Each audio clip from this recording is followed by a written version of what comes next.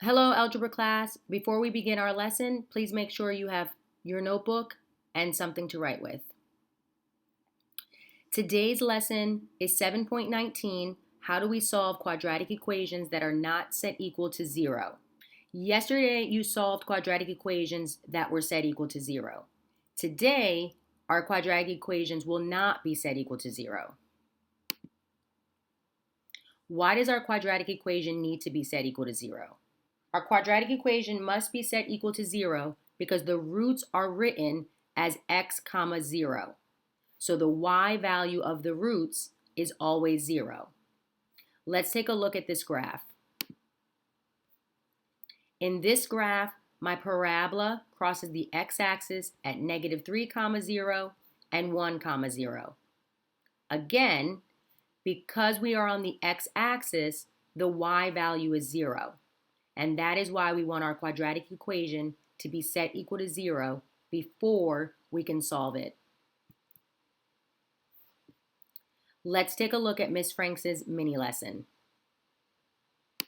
Random hands. Okay, don't hit the folks with it. Drop, then get low with it. Nearly rock, I'm stupid. Fly to the nay-day, then you roll with it. False. You ugly. What? Teach me how to Dougie. Do the void birdie, then you shoot with your buddy.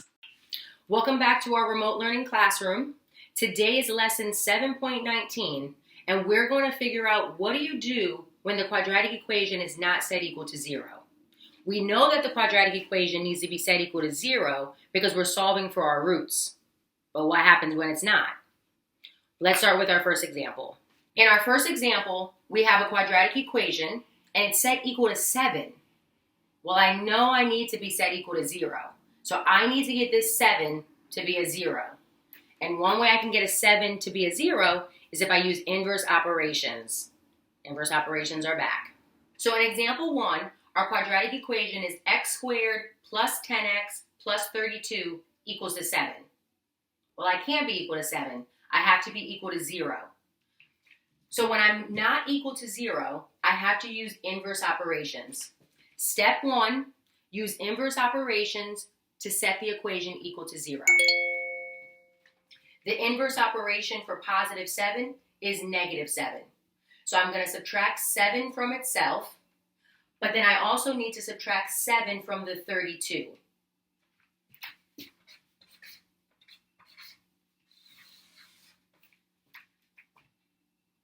So I'm going to bring down the terms that stay the same, and then I'm going to do the subtraction.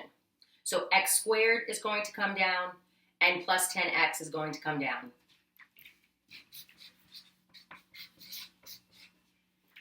(32 minus 7, 31, 30, 29, 28, 27, 26, 25,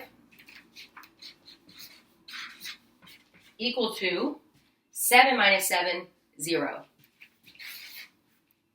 Perfect. Now that my quadratic equation is set equal to 0, I'm going to factor. Step 2, factor.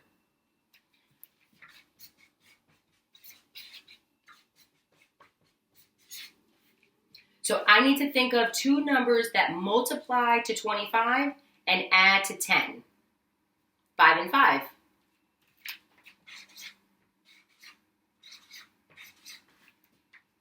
So now I'm going to write my factored form equation. Step 3, write the factored form equation.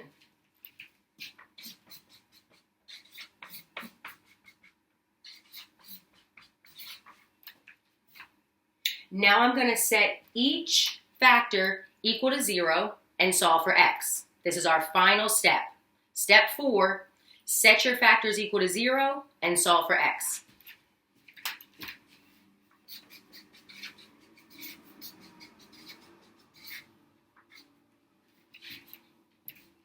In my equation, I have x plus 5 equal to 0. The inverse operation for plus 5 is minus 5. So I'm going to subtract 5 on both sides. 0 minus 5 is negative 5.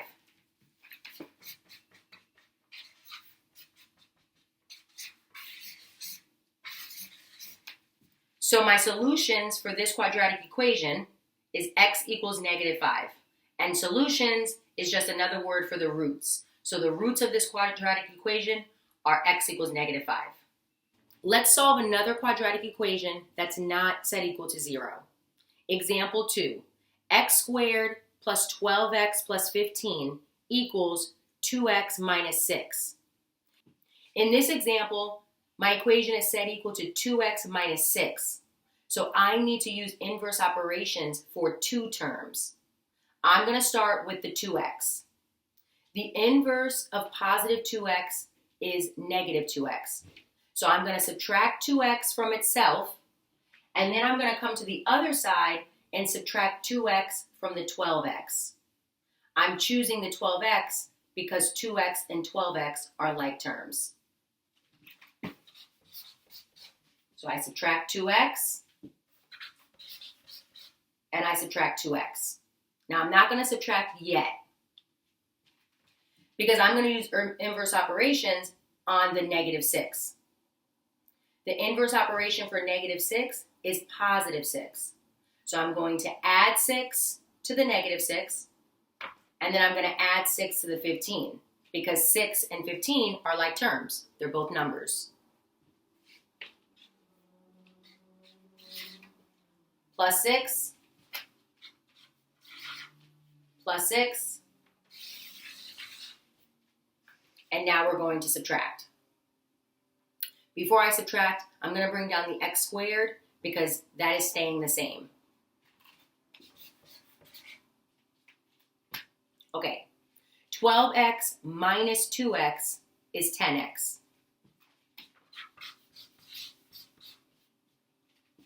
15 plus 6 is 21.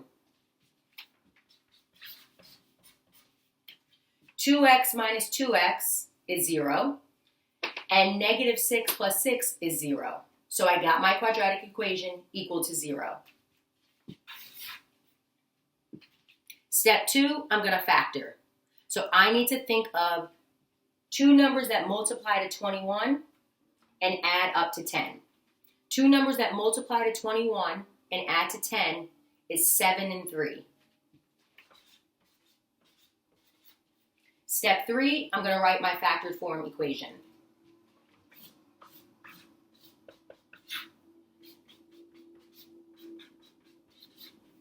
My factored form equation is x plus 7 times x plus 3. Final step is for me to solve each equation. The solutions, or the roots, for this quadratic equation are x equals negative 7 and x equals negative 3. Our final example is 4x squared equal to 16. Well, there aren't many terms in this equation, but it's still a quadratic equation because I have x squared. And I still need to get it set equal to 0. So before I show you what to do next, I want you to tell me the inverse operation for positive 16. Great job. The inverse operation for positive 16 is negative 16. So I'm going to subtract 16 from itself, and whatever I do on one side, I have to do on the other. So I'm going to subtract 16.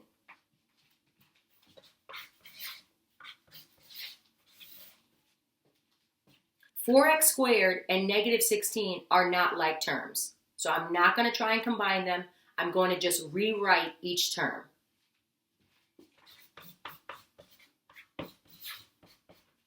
So I rewrote the 4x squared, and I rewrote the minus 16, and my equation is equal to 0, because 16 minus 16 is 0. And now that I've gotten my quadratic equation equal to 0, I can factor. Now this equation has perfect squares. 4 is a perfect square, and 16 is a perfect square. So I'm using the square root.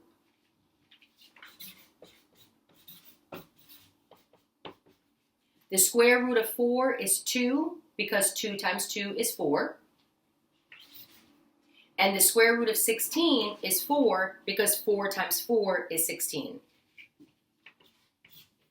So I know my parentheses, or my factors, have to have the numbers 2 and 4. Step 3, write the factored form.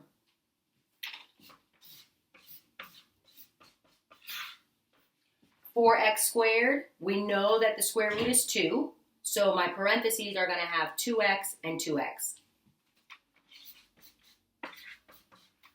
The square root of 16 is 4, so one factor is going to have positive 4 and the other factor is going to have negative 4.